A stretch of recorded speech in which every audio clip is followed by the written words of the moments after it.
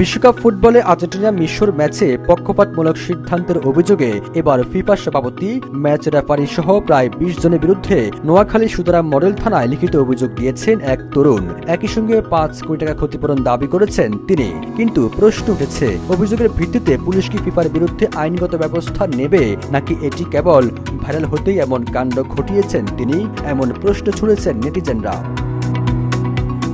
অভিযোগকারী মোহাম্মদ রাকিব নোয়াখালী সদর উপজেলার বাসিন্দা। তিনি ৮ জুলাই রাতে লিখিত অভিযোগ নিয়ে সুদারাম মডেল থানায় যান। তবে পুলিশ জানিয়েছে, বিষয়টি আইনগত এখতিয়ারের বাইরে থাকায় অভিযোগটি মামলা হিসেবে নেওয়া হয়নি।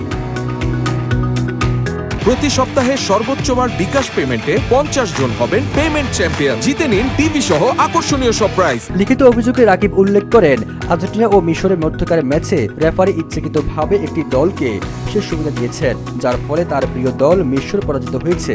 অভিযোগে তিনি ফিফা সভাপতি জিয়ান্নি ইনফান্তিনো, ম্যাচের রেফারি ফ্রাসোয়া লেতিসকে এবং আরও ১৫ থেকে ২০ জনকে অভিযুক্ত হিসেবে উল্লেখ করেন।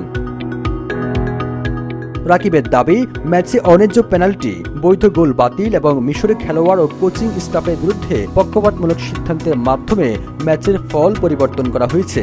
এতে করে তিনি এবং মিশরের অসংখ্য সমর্থক মানসিকভাবে ক্ষতিগ্রস্ত হয়েছেন, যার ফলে ফিফার কাছে ৫ কোটি টাকা ক্ষতিপূরণ দাবি করেছেন তিনি।